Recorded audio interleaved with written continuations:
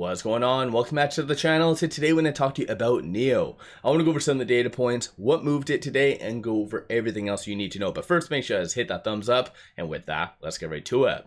So NIO did go up 4.3%, finally showing some signs of life. We got a lot of volume today, so just over about 52 million shares being traded, 540 the high, 519 the low.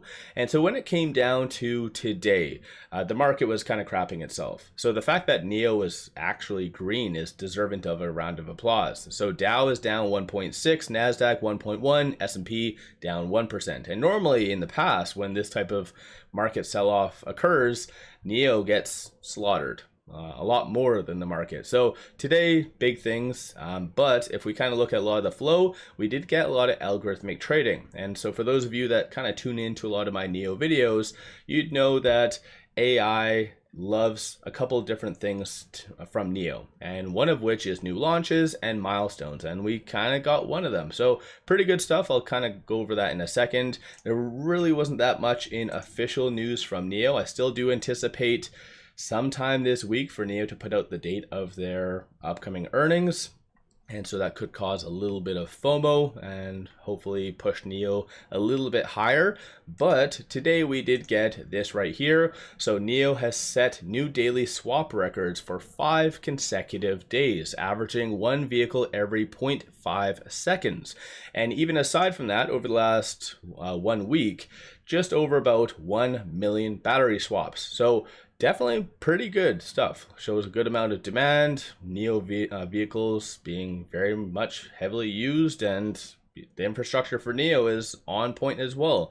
And most likely, given everything, we could be seeing more of these milestones, or at least a continued milestone being hit. And most likely this will be a good transition to the UK, Firefly expansion into the UK, because I do believe as well that should be coming out in the next week and a half. So might be back-to-back type of catalyst. So let me know your general thoughts on these types of PRs. Do you think that this is good? Do you think it's a good reason to actually buy NIO? Like, what's your kind of honest opinion? When it came down to today, for those of you that watched my weekend video, we were going to get a little bit of a gamma squeeze because there was a significant amount of in the money call options.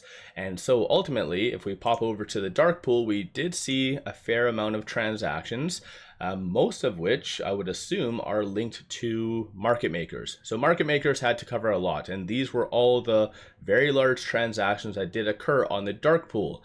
And so you saw a lot of hold numbers as well. So hedge funds were very much all over NIO today. So that's always good to see. Some of the biggest ones were 1.03 million. That happened just after hours. 1.03, that was pretty much first thing. And then 1.01, similarly, first thing. Technically, if you look at it all, I think there was roughly around 11.7 million shares that needed to be covered. There still is a lot more of those options that haven't been filled. So it is fair to assume that there could be a nice continued push over the next couple of trading days as market makers will continue to cover this.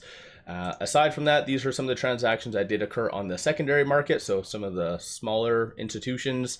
So you did have 2 sells, one for 142,000, 107. The rest of them were buys, so 135, 107, 103. I know only seeing 5 doesn't seem like anything crazy, but for those of you that, again, kind of watch a lot of my videos, lately we've been getting none. Sometimes 1 at best. So seeing 5 on the secondary market is pretty a-okay. We also did have shorts return just shy of 1 million shares. So again, everything is kind of lining up pretty good for NIO to continue to kind of push higher. 7.15% of the free floats being shorted, works to be 145.6 million shares overall being shorted.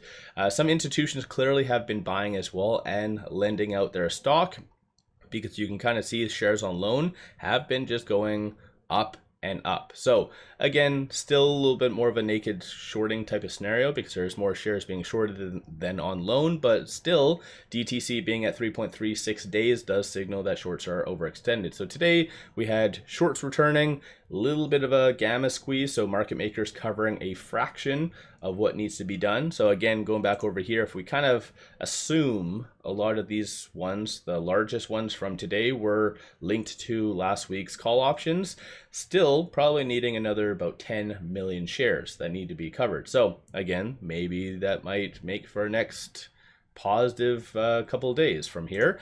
Aside from that, 7.1 million in calls, 1.5 in puts. 59% of all the options being done were bullish in nature. From a bull standpoint, you see a consensus for it to be roughly around 550 to 6, and then it looks like 6 and above going into next week. Bears are anticipating for it to be sub kind of between 5 to 550. So even given everything, bears are kind of showing that today's green day was justified. On a technical standpoint, with it closing at 529, it is trading between this R2 and this R1. So one key point to really that NIO needed to get over today was at 520, and lo and behold, it did. So 519 was the low, so we do know that now going forward that this is going to be a pretty strong support. So 520 and then 541 followed by 576 is going to be the next strong target slash resistance points. And so even today we did have a high of 540, kind of bounced off of this R2. So similarly, we know that this is going to be a strong resistance level. So over the next couple of trading days, just watch for it to get above this R2. But from a technical standpoint on the actual chart, it was able to successfully get over some key levels. So we kind of had a lot of volatility the last several trading days. Friday gave it a nice push higher, bouncing off of that 50-day moving average, getting it above that 10. And another target was going to be that 200-day moving average, and we just kind of blew past it. So as long as it can hold that 200-day moving average, and that is sitting at 522, typically you need 2 consecutive days to really signal kind of a full trend and to get over like a support level or resistance, vice versa. Then you could see kind of higher highs. But tomorrow will be a big day based on this, so it needs to stay above and close above that 522, that 200-day moving average. And if so, then you could be seeing some very nice price action, possibly. Might be premature to kind of assume, but maybe even this 100-day moving average, and that's sitting at 570. So definitely things are starting to heat up, and you can only imagine if NIO actually starts to put out some news, some more launches, what's kind of in their pipeline, or even again their earnings. If technically, because I know they put out news at the beginning of February saying that they are kind of, working towards profitability, or they were profitable. If they put out their actual earnings and it signals that there's they were fully profitable, no kind of hidden fun accounting or whatever behind the scenes, then institutions are going to jump all over NIO, really pushing it higher. So things could get very interesting very fast. Because of the recent price action, though, you see it's considered rather overbought. So it is at 83. Nothing really wrong with that. We've seen that, especially in NIO's case, it get very overbought for extended periods of time as it goes through its corrections. And every time it usually kind of goes higher, it's overbought. So let me know your general thoughts on NIO. Are you buying? Are you selling? What's your kind of general thoughts? Similarly, there hasn't really been that much in articles even coming out about NIO. The Zynga's kind of focusing on the short interest, so maybe assuming it's just more of a squeeze play or giving that narrative possibly, but there's not really that much else coming out associated to that. Similarly, no new analyst ratings. So last one that was posted to at least the ADR was on February the 8th, and that was JPM. So let me know your thoughts. One final thing, pop over to my Patreon if you're looking for some solid buy signals on stocks, options, crypto. Put out daily day trades, numerous swing trades, worthwhile to kind of pop over there and check that out. With all that, appreciate all of you watching.